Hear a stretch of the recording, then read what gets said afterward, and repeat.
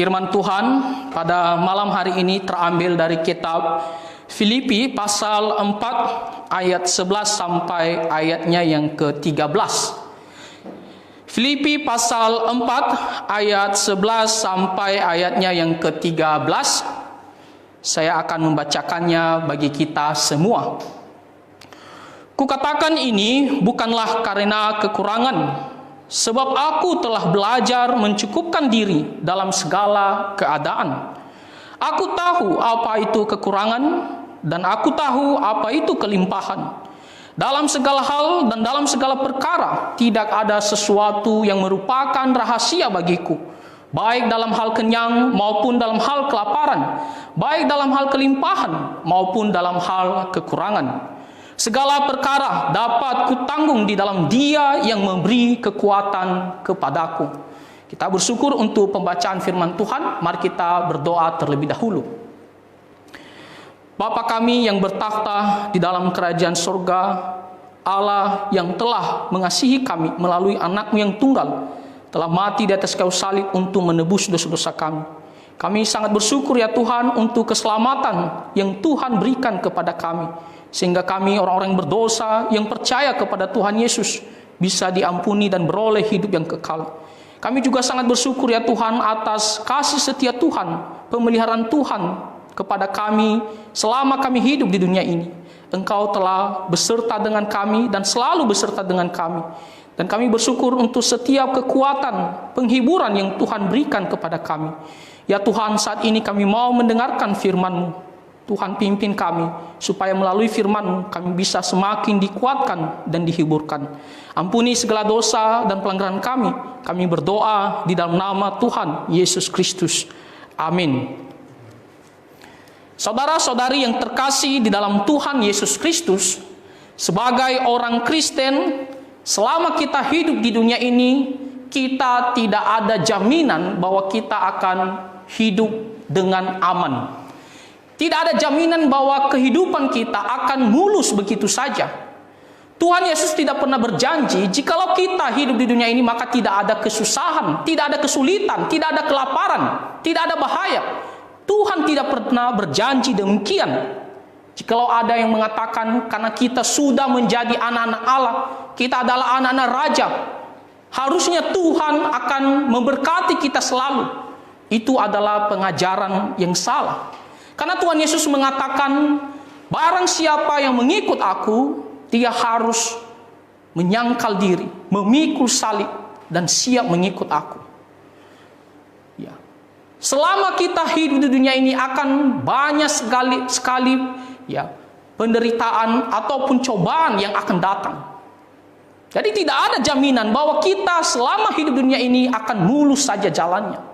Ada kalanya kita bisa hidup dalam kondisi kelimpahan. Ada juga kalanya kita bisa menghadapi masa-masa sulit. Nah, pada umumnya ketika kita berada dalam masa kelimpahan, kita tidak punya masalah. Justru kita sangat senang. Tetapi ketika kita berada dalam masa sulit, kebanyakan orang tidak siap menerimanya, tidak siap menjalaninya.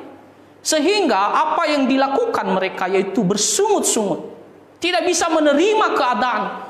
Mereka hanya mau keadaan yang begitu melimpah, tetapi ketika berada dalam kondisi sulit, mereka hatinya ya tidak bisa menerima, dan apa yang dilakukannya bersungut-sungut, tidak puas, terus-menerus komplain, dan tidak sedikit ada yang mengeluh kepada Tuhan. Bagaimana cara kita ketika kita menghadapi suatu kesulitan, masa-masa kekurangan, masa-masa kesukaran? Bagaimana respon kita dalam menjalani kondisi tersebut? Dan bagaimana sikap kita supaya kita bisa menjalaninya? Ya, kita bisa melaluinya. Meskipun begitu panjang waktunya, pada akhirnya kita bisa melewatinya tanpa bersungut-sungut, tanpa kecewa, tanpa putus asa, tanpa mundur rohani kepada Tuhan. Melalui firman Tuhan pada malam hari ini, firman Tuhan yang ditulis oleh Rasul Paulus kepada jemaat Filipi, Dan di sini dia sedang berada dalam penjara. Dan di Filipi pasal 4 ayat 11 sampai 13, latar belakangnya adalah Rasul Paulus bersukacita atas pemberian dari jemaat Filipi. Dia berterima kasih kepada jemaat Filipi.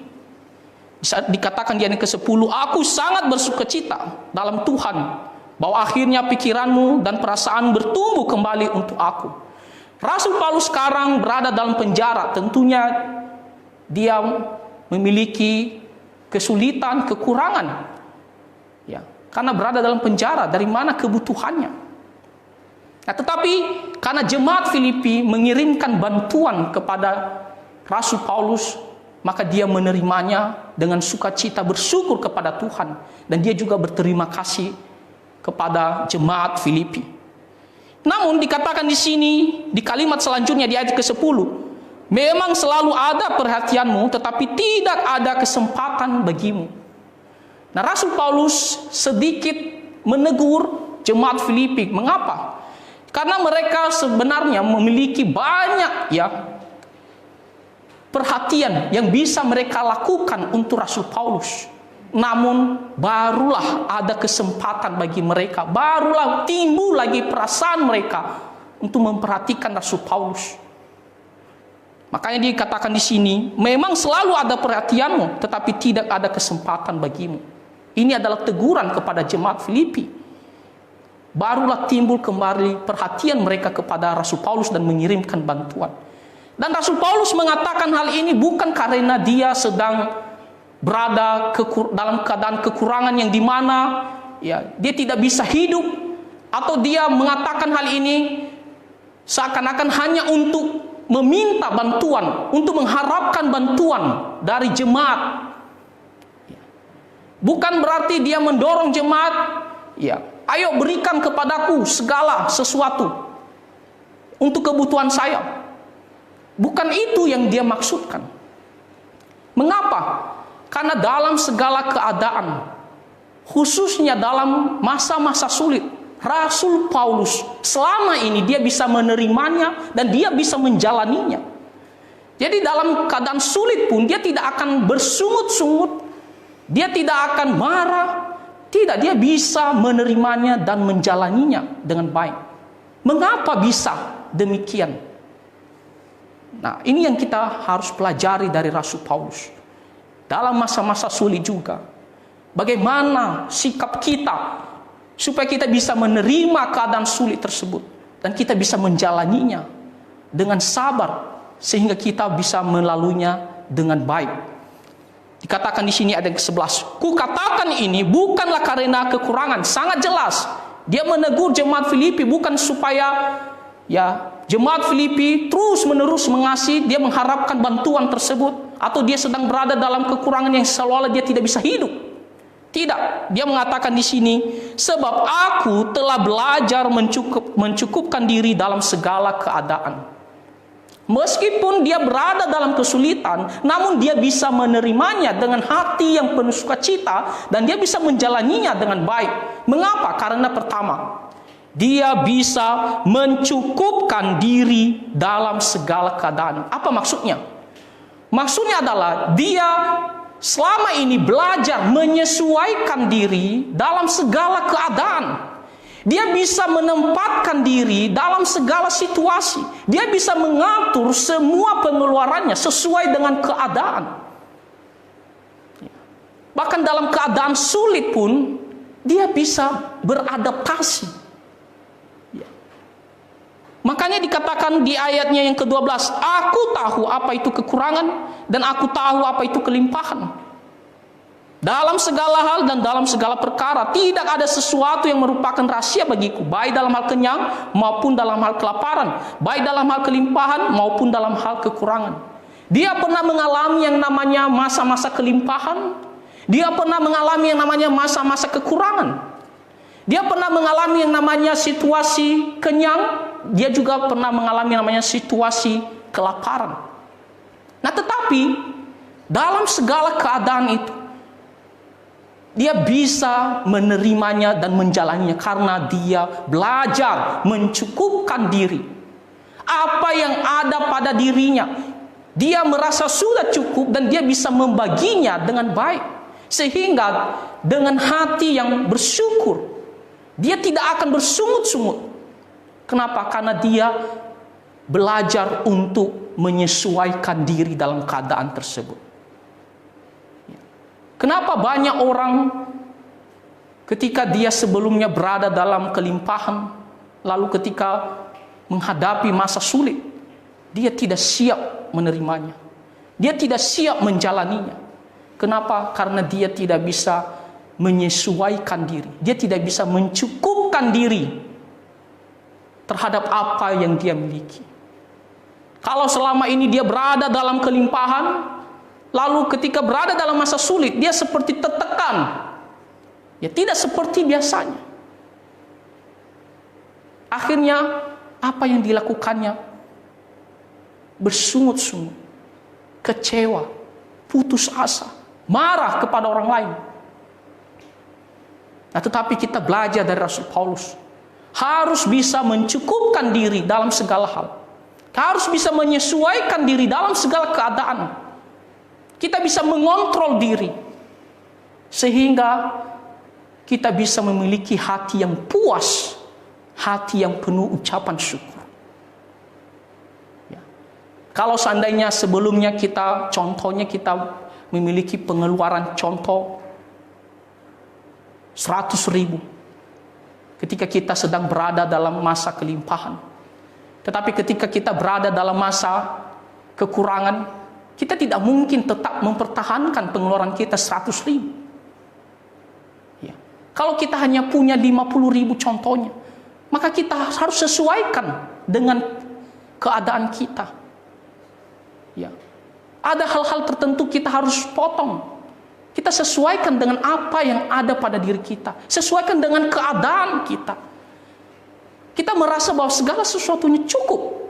Kita bisa membaginya dengan baik, sehingga masa sulit itu kita bisa menjalannya dengan hati yang puas dan ucapan syukur. Meskipun sebenarnya itu adalah kurang, tetapi kita bisa merasa cukup karena kita bisa menyesuaikan diri.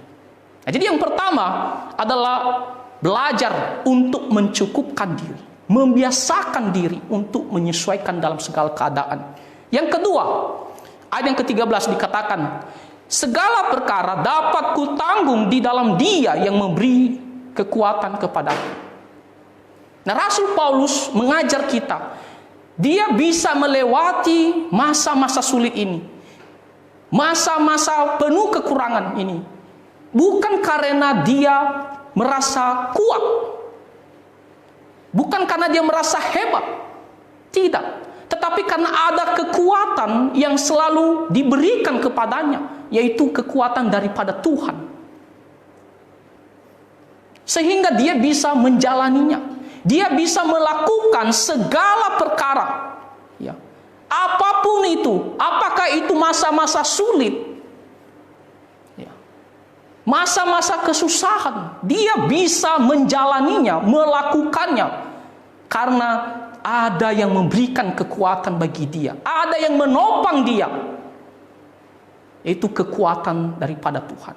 Dan dia percaya kalau Tuhan memberikan kekuatan, apapun keadaannya, kita bisa melewatinya dengan baik. Kita tidak akan mengatakan saya bisa menjalani, mengakhiri, berjalan dengan kekuatan saya sendiri, tapi kita mengatakan Tuhan yang memberikan saya kekuatan dan saya bisa menjalaninya. Makanya saudara-saudari, penting untuk berdoa. Ketika kita berada dalam kesukaran, kesulitan, kesusahan, kepanikan, kekhawatiran, kita harus datang berdoa. Bukan hanya semata-mata kita memohon pertolongan daripada Tuhan. Bukan hanya semata-mata kita hanya memohon supaya Tuhan melepaskan kita dari masalah itu. Bukan hanya itu yang kita minta. Tapi kita juga meminta kepada Tuhan, berikan saya kekuatan, berikan saya penghiburan, supaya saya bisa dengan sabar, dengan tekun melewati masa-masa sulit ini. Saudara-saudari, kita tidak bisa melewati masa-masa sulit dengan kekuatan kita sendiri. Kita butuh Tuhan. Kita butuh penghiburan daripada Tuhan. Oleh karena itu kita harus datang selalu, berdoa kepadanya. Kita memohon, Tuhan kuatkan saya. Memang begitu sulit. Secara manusia kita tidak bisa melewatinya. Tetapi dengan kekuatan daripada Tuhan kita bisa melewatinya. Oleh karena itu kita terus memohon kekuatan daripada Tuhan. Nah jadi yang kedua adalah dalam segala keadaan khususnya ketika kita dalam masa-masa sulit, kita akan bisa melewatinya asalkan kita dikuatkan oleh Tuhan. Dan kita akan dikuatkan oleh Tuhan asalkan kita mau datang berdoa kepadanya, memohon kekuatan dan penghiburan daripada Tuhan. Kita bisa melewatinya ya dengan kekuatan daripada Tuhan. Nah, saudara-saudari, saya akan menutup firman Tuhan ini dengan satu kesaksian. Salah satu tokoh dalam sejarah gereja, namanya Annie Johnson Flynn. Dia lahir di Amerika Serikat tahun 1866. 1866 dan dia meninggal tahun 1932. Namanya Annie Johnson Flynn. Ya, dia lahir dari keluarga orang Kristen. Dan orang tuanya selalu mendidik dia dalam kekristenan. Nah, tetapi ketika dia umur 6 tahun, papa mamanya sudah meninggal. Dia begitu sedih. Dia berduka cita. Namun ada satu keluarga dari orang tuanya mengambil dia atau mengangkat dia sebagai anak. Karena mereka tidak punya anak. Lalu mereka kasih dia sekolah. Dan mereka melihat bakat daripada Annie Johnson Flynn ini begitu luar biasa. Salah satu bakatnya yang begitu luar biasa adalah dia bisa bermain piano sangat indah. Dan cita-citanya atau harapannya ke depan adalah suatu hari dia bisa menjadi guru dan dia bisa main musik di suatu konser yang begitu besar. Itu adalah keinginannya, itu adalah harapannya. Nah, tetapi beda keinginan manusia. Beda apa yang direncanakan oleh Tuhan. Belum tentu apa yang kita inginkan itulah kehendak Tuhan. Apa yang terjadi dengan dia? Suatu kali dia memiliki penyakit radang sendi, radang tulang, dan akhirnya membuat dia lumpuh. Dia harus duduk di kursi roda, dia harus berlama-lama di ranjangnya. Kalau dulu dia bisa memain piano begitu bagus, tetapi sekarang karena penyakit itu membuat dia tidak bisa berbuat apa-apa. Dia tidak bisa main piano. Tetapi apakah dia putus asa dan kecewa? Tidak. Dia tetap berusaha dan dia memandang kepada Tuhan. Dia bisa menuliskan sebuah puisi yang dimana dapat menghibur kita semua, menjadi pelajaran bagi kita. Apa isi puisi itu? Judulnya adalah Tuhan akan memberikan lebih banyak kasih karunia-Nya. Tuhan akan memberikan lebih banyak kasih karunia ketika beban itu semakin banyak. Tuhan akan memberikan kekuatan ketika pekerjaan semakin banyak. Dan hal yang paling penting yang akan mengingatkan kita selalu mengenai Annie Johnson Flynn ini adalah dia menuliskan sebuah lagu pujian Kristen yang sangat indah, dan lagu pujian itu ada di KPPK. Apa yang dikatakan di situ? Tuhan tidak pernah berjanji jalan hidup mulus. Ya, Tuhan tidak pernah berjanji bahwa kita tidak ada penderitaan, tapi Tuhan berjanji akan menguatkan kita. Lagu KPPK 301. Tuhan tak janji. Ini adalah lagu pujian yang sangat bagus. Ya, kita sering menyanyikannya. Biasanya kita menyanyikan dengan semangat, tetapi sebenarnya lagu ini untuk menguatkan kita, untuk menghibur kita. 301, Tuhan tak janji. Apa yang dikatakan di siren? Tuhan tak janji langit biru, jalan hidupku lancar selalu. Tuhan tak janji tiada susah, tak ada cobaan, penderitaan. Tuhan tak janji jalan mulus, lebar dan mudah dilewati. Namun apa yang Tuhan janjikan? Sesuai dengan firman Tuhan pada malam hari ini. Di refnya dikatakan, namun ia janji, teguhkanku. Dia akan menguatkan kita, sehingga kita mampu melewati keadaan yang begitu sulit itu. Dia akan menghibur kita, sehingga kita bisa menerima keadaan tersebut dengan hati yang tidak bersungut-sungut. Ya. Dia tidak pernah berjanji bahwa kita tidak akan mengalami masa-masa sulit. Ketika kita berada dalam masa sulit tersebut, Tuhan berjanji Dia akan meneguhkan kita, Dia akan menguatkan kita. Kita belajar dari kesaksian Annie Johnson Flynn ini, sangat bagus. Ya, ini mengingatkan kita dalam keadaan sulit, jangan putus asa, jangan kecewa, tapi terus bersandar kepada Tuhan, karena Tuhan yang akan memberikan kita kekuatan untuk bisa melewatinya dengan baik. Nah, jadi saudara-saudari yang terkasih di dalam Tuhan, apa yang kita pelajari dari firman Tuhan pada malam hari ini? Kita belajar dari Rasul Paulus. Ketika kita berada dalam masa sulit, masa kekurangan, pertama kita harus belajar mencukupkan diri, bisa menyesuaikan diri dalam keadaan tersebut. Kedua, kita bisa melewatinya karena kita memohon kekuatan daripada Tuhan. Bukan karena kekuatan kita, tapi kekuatan daripada Tuhan. Makanya kita harus berdoa, memohon, Tuhan kuatkan saya. Dan kita pasti bisa melewatinya. Meskipun begitu sulit, tapi kita pasti bisa melewatinya. Karena Tuhan yang selalu setia, selalu memberikan kita kekuatan. Nah, kiranya firman Tuhan pada malam hari ini bisa menjadi penghiburan bagi kita semua. Dan bisa menjadi kekuatan bagi kita dalam menjalani kehidupan kita sehari-hari. Mari kita bersatu di dalam doa. Bapa Surgawi, terpujilah Engkau sampai selama-lamanya. Kami sangat bersyukur ya Tuhan, karena Engkau selalu setia memberikan kami kekuatan dalam menjalani segala keadaan. Ajarlah kami ya Tuhan untuk selalu menyesuaikan diri dalam segala keadaan, dan kami selalu mau datang berdoa kepada Engkau, memohon kekuatan daripada Tuhan. Sehingga apapun kesulitan kami bisa melewatinya dengan baik. Terima kasih atas firman-Mu pada malam hari ini. Ampuni segala dosa dan pelanggaran kami. Kami berdoa di dalam nama Tuhan Yesus Kristus. Amin.